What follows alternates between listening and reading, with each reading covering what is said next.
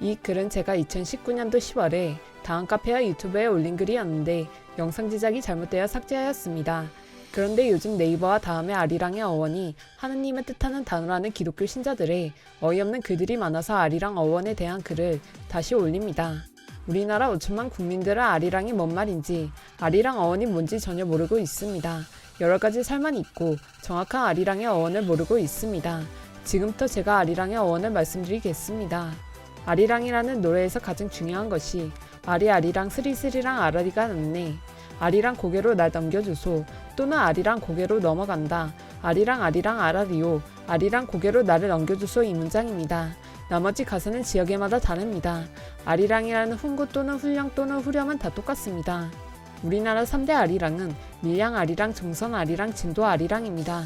이 3대 아리랑 이외에도 많은 아리랑이 있습니다. 일제시대 때는 독립군 아리랑, 광복군 아리랑, 동학운동 때는 동학 아리랑, 경기 아리랑, 서울 아리랑, 치르치카 아리랑, 전쟁에서 이기면 승전 아리랑 등등 여러가지 아리랑이 있는데 이름과 가사는 모두 다르고 후렴의 아리랑 아라리요. 아리랑 고개로 나를 넘겨주소 또는 아리랑 고개로 넘어간다. 아리랑 스리스리랑 이런 후렴은 모두 똑같습니다. 후렴에서 말하는 아리랑의 어원은 우리나라 순수말에 마루치 아라치가 있습니다. 마루는 산이라는 명사이고 치는 사람이라는 명사입니다. 산사람이라는 뜻이 아니고 마루는 산처럼 느느마 우람함을 상징하고 치는 사람은 사람인데 아무 사람이 아니고 어린 소년 청년 또는 소녀 처녀를 상징합니다. 그래서 마루치는 느느마 우람한 청년 또는 소년을 뜻하는 것이고 아라치는 아라와 치의 복합어인데 아라는 바다이고 치는 소녀입니다. 그래서 바다 소녀라는 말이 아니고 바다처럼 아름다운 소녀라는 뜻입니다. 신라시대부터 고려시대까지 아름답다라는 말을 아리따따 또는 아리따운이라고 했습니다. 우리 주변에 개나리꽃이 있습니다. 이 개나리는 개와 나리의 복합어입니다. 개는 개똥을 상징하는데 개똥과 소똥은 옛날 농사시절에 천지에 깔려 있었습니다. 그래서 천지에 깔려있는 물건 또는 초목을 개라고 붙였습니다. 그리고 나리나 아리에서 나온 말입니다. 아리는 아리따운 아리따따 뜻입니다. 이 아리가 개와 합쳐서 개아리가 된 것이고 봄에 노랗게 천지에 깔려있는 꽃이라는 뜻이고 그래서 개아리가 된 것이고 개아리가 발음상 개나리가 된 것입니다. 그리고 야생 백합을 나리꽃이라고 합니다.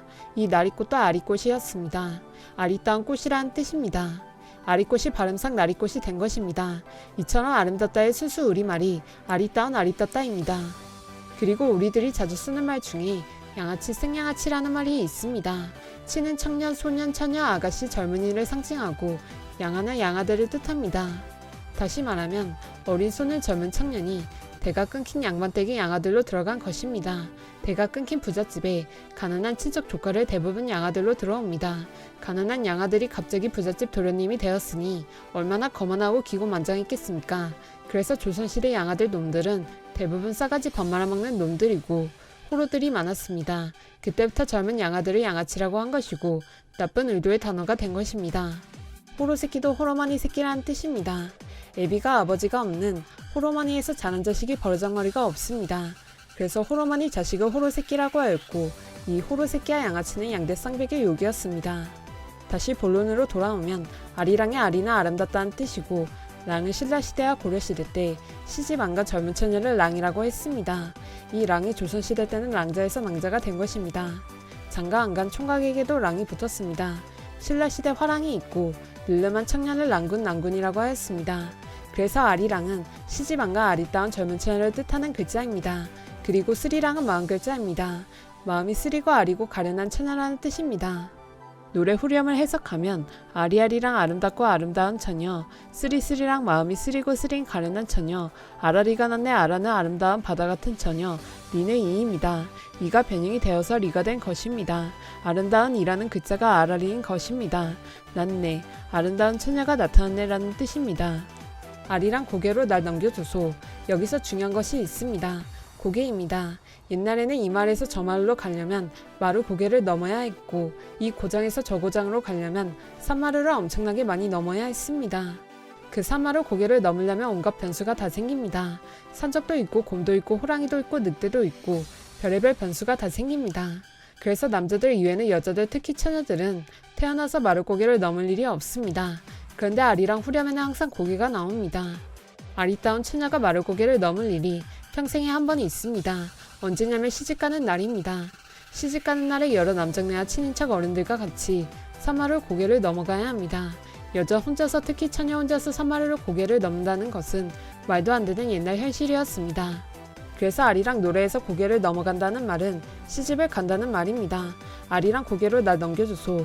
아리따운 신부를 여러 남자들과 친인척들과 함께 고개를 넘어 시가댁으로 보내주세요 라는 뜻입니다. 이렇게 친척에서 사마를 고개를 넘어서 타 지역으로 시집을 가면 친정 어머니와 아버지는 평생 2번 이상 보기 힘든 시대였습니다. 옛날에는 여자가 시집을 가면 친정 어머니와 아버지를 평생 못 보는 경우가 허다했습니다. 그러면 시집가는 딸은 그 심정이 어떻겠습니까? 마음이 쓰리고 아리고 아픈 것입니다. 그래서 아리아리랑 스리스리랑은 아름답고 아름다운 처녀, 마음이 쓰리고 쓰린 처녀라는 뜻입니다. 아름다운 처녀가 친정을 떠나 사마를 고개를 넘어 시집을 가는 슬픈 노랫말입니다. 지금은 아가씨들이 결혼할 때 방긋방긋 웃습니다. 열받으면 짐 싸서 택시 타고 친정 와버립니다. 하지만 우리 큰누나 시집 갈 때만 해도 신부들이 엄청 울었습니다. 친정엄마, 친정아버지와 이별한다는 그 쓰리고 쓰린 마음 때문에 꼴랑 몇십 년 전만 해도 신부들이 결혼식장에서 타이어 펑크 나듯이 펑펑 울었습니다. 아리랑은 아리따운 처녀의 쓰린 마음을 노래 가사화에 꼴 민요가 되어버린 것입니다. 아리랑은 한 맺힌 여인네들의 마음노래입니다. 그리고 아리랑 후렴 이해의 가사 중에 나를 버리고 가시는 님은 심리도 못 가서 발병난다라는 가사가 있습니다. 이것은 처녀를 짝사랑했던 마을 청년이 시집가는 새색시를 슬픈 눈으로 연모하는 노랫말입니다. 아리랑이라는 노래는 병사들이 승전하면 즐겁게 부르는 승전가였고 패전하면 슬프게 부르는 군가였습니다. 농부들 어부들이 힘들고 고단할 때 부르는 노동가였기도 합니다. 그런데 이 아리랑이 천 몇백 년이 흐르고 흘러 민요가 되어버리니 아리랑이 뭔 말인지, 사마를 곡의 이름인지 노래 후렴 박자인지 대부분 사람들이 모르고 있는 것입니다. 우리나라 3대 아리랑 중에 밀양 아리랑은 아랑설화에서 나왔다는 말을 밀양 사람들이 많이들 아는데 절대 아닙니다. 아리랑의 역사가 2000년이 넘습니다. 밀양의 아랑설화에서 나오는 아랑은 아름다운 처녀라는 뜻입니다.